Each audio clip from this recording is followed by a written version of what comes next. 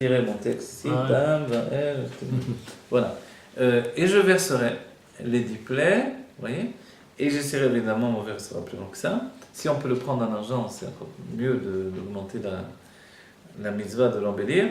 Et je vais verser mes 10 plaies, d'accord, et puis les racheter votre, les initiales des 10 plaies, et je vais garder un petit peu de vin, comme ici.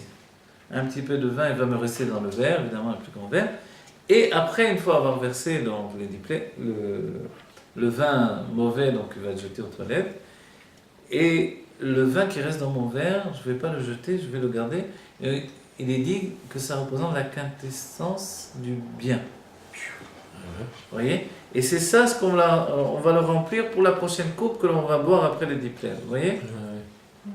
Donc à ce moment-là, on aura un vin de bénédiction absolument. Vous voyez, on a rempli d'après ce qui reste, donc on fera un effort de laisser un petit peu dans le verre.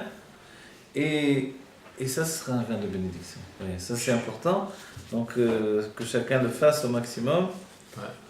Qu'est-ce qu'il y a d'autre? Voilà, je vois mes notes. Shfor, il y a aussi le minag de Shfor. Shfor, vous vous rappelez? Qu'est-ce que c'est Shfor? À moins que ça soit au Shabbat, cette année on ne pourra pas le faire exactement comme il est dit là, puisque ça tombe Shabbat. Shfor, c'est qu'on va à la porte avec une bougie allumée.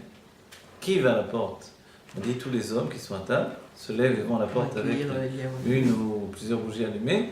Et on ouvre toutes les portes qui nous relient au domaine public. Toutes les portes, et même des fois les fenêtres, selon chacun ses habitudes. Les fenêtres, les portes sont ouvertes, tout ce qui nous relie avec le domaine public. Et à ce moment-là, on dit Shvor Chamatecha. Et qu'est-ce que ça veut dire? Déverse ta fureur, voilà, sur les goïms qui ne te connaissent pas, tous ceux qui sont mauvais, qui cherchent que le mal, à nuire au monde et qui veulent tuer pour le plaisir de tuer. On dit maintenant ça suffit Dieu. Épanche, donc c'est une phrase qui vient des Télim, épanche maintenant ta fureur sur eux. Le minag de Bet Hara, même beaucoup de rabbins ne connaissent pas ce minag là. Il est rapporté dans un livre, une Agada de Rav Ouar, donc traduction de l'Agada du Rabbi, avec les minagim. Qu'est-ce qu'on fait donc? C'est rapporté également dans le Hotzar Menagé Chabad, page 97, 203, 204. Il est rapporté là-bas que chez le Rabbi, dans la maison du Rabbi, on verrouillait ensuite toutes les portes. Pourquoi? De peur qu'effectivement les forces du mal viennent se venger, quoi. Tout ce qu'on est en train de détruire, donc on ferme toutes les portes, à clé, etc., donnant sur le domaine public. Voilà. Ça, pas beaucoup le savent, qu'on ferme toutes les portes ensuite, selon la maison du Rabbi, voilà. Donc voilà, on a dit tous les aspects principaux du Seder. Seder, on n'oublie pas, c'est de corriger finalement, organiser nos sentiments pour qu'ils soient ordonnés. L'ordonnance, c'est le monde de Hatzilut, tous nos éléments du plateau. Donc il se trouve au-dessus du monde de Bria, c'est la dernière Matzah, et on se trouve dans le monde de Hatzilut. Bon voilà, que Dieu nous donne que cette année, ça soit la Gémara, que l'on dise les Chaim, donc au Seder de Pessah, et cette année, ça sera au Beth Amikdash, on portera le Korban Pessah, on vivra vraiment la Géoula Mitidash Lema.